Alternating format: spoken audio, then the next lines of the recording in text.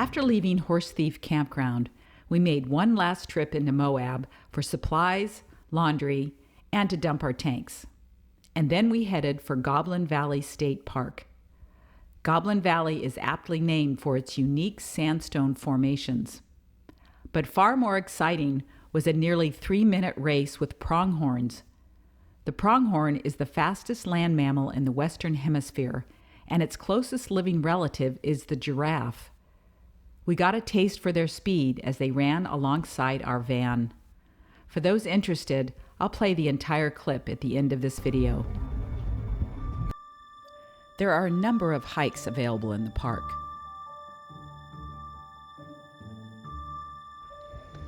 There is also a food truck.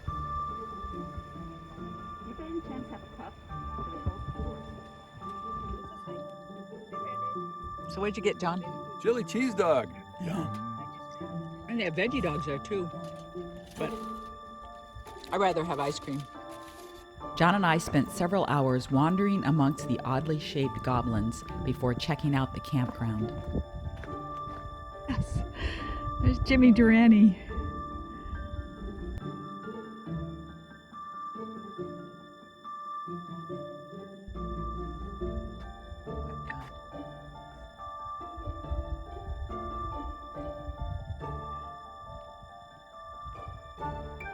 This is the perfect bench. Or maybe it's a love seat. Oops.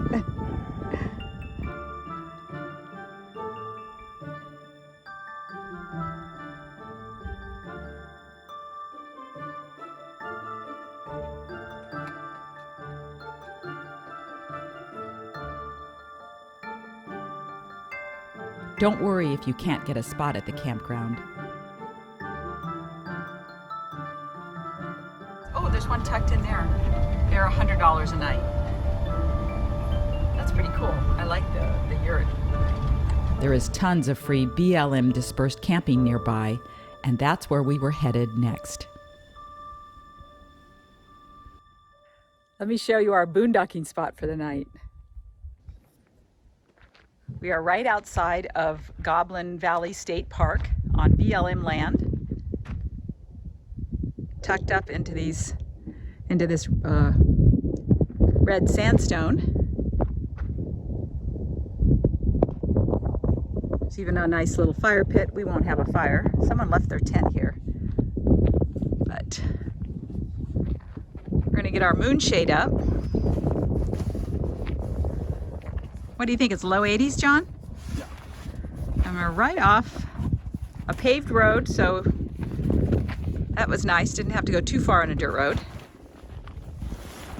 Lots of people have been asking why we use a moonshade instead of the awning on the vehicle. There are a couple of reasons. First of all, there's a bit of a breeze here, so I'm just waiting for that awning to start retracting. I'll show you. So you can see the awning is starting to wobble, and it won't be long before it retracts. The other thing is that the awning is so high up, you don't get very much shade on the side.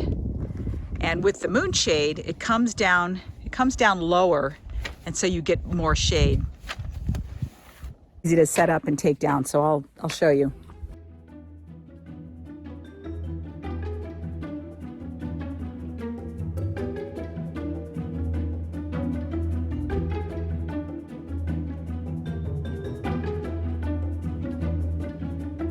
Now, I don't know if you noticed because it was a time lapse, but right when we were middle of setting it up, the awning did retract.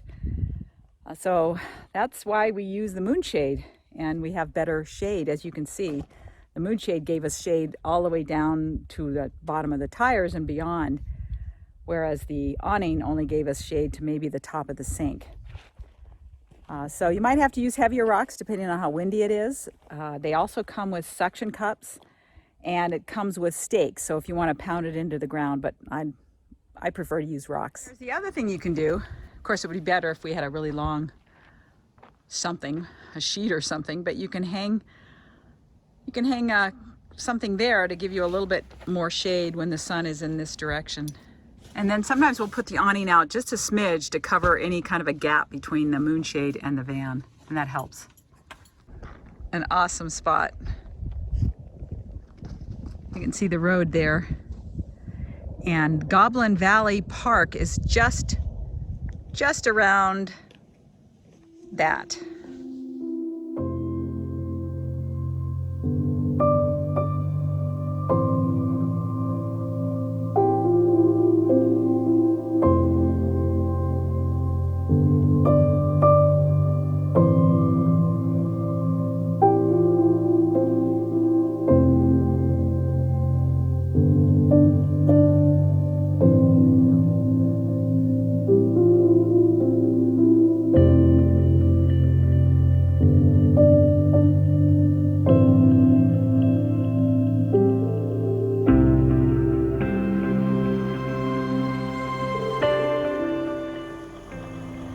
Parked in our remote camping spot, we noticed quite a few cars driving on the nearby road. I was curious where they were headed, so I checked my map and saw that there was a popular trail just a few miles down the road. It's called Little Wildhorse and Bell's Canyon Loop, an 8-mile hike that will take you through an incredible slot canyon. We found a single walking stick to be helpful. Take plenty of water, and a partner is very helpful in getting over some of the obstacles.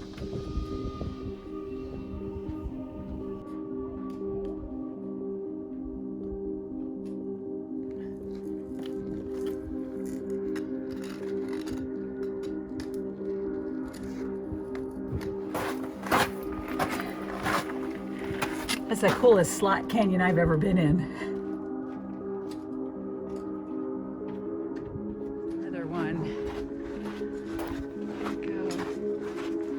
I'm so glad it's dark in here so you can see all the textures, and it's just amazing.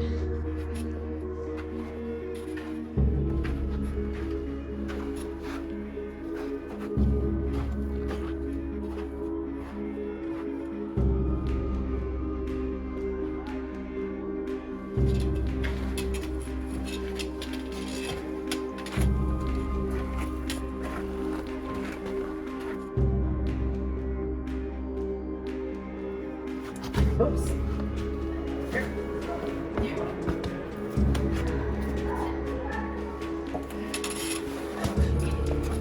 He's got long legs though.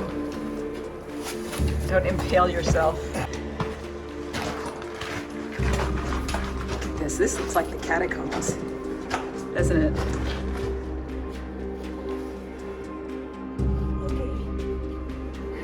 How John does this.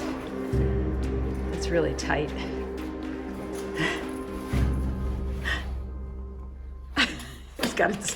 It's got him stumped.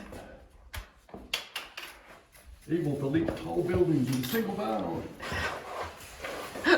There you go, ride it.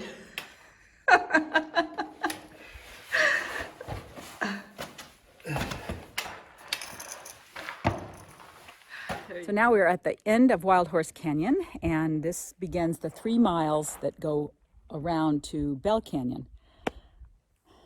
We've been told that the Wildhorse Canyon is the spectacular one, and Bell is kind of mild in comparison. It doesn't have the really, really narrow canyon walls. So if you don't like the narrowness, then do Bell Canyon. And if you want some really cool spots, then do Wildhorse.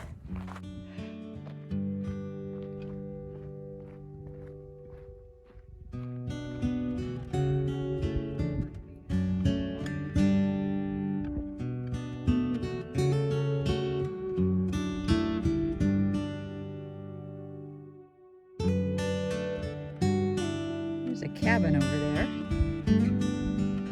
There. Okay. Started here. Went up this canyon, across the dirt road, down to this canyon. Now we have to go back here.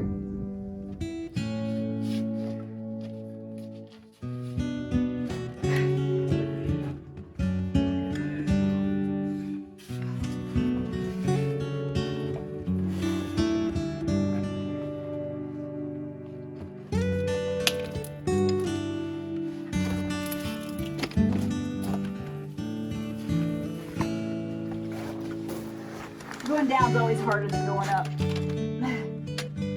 Okay. Toss me. We are back and I am out of gas. How about you, John? Let's do it again. Let's play two. I don't think so. Sports movie. That soft, gravelly sand is, makes it a lot harder. Absorbs a lot of energy. We're not sure where we're going to be tonight. We could disperse camp here again, but I kind of need to check my messages. So our friends are actually going to be camping, they're camping tonight at an RV park near Torrey. We might be able to find some dispersed camping before that, or we'll see if maybe they have space. I don't know. Oh, it feels good to get those shoes off though. And we'll figure it out. Slow down, slow down. You're running fast. Is anybody behind you? Good. Go slow, no, John, slow.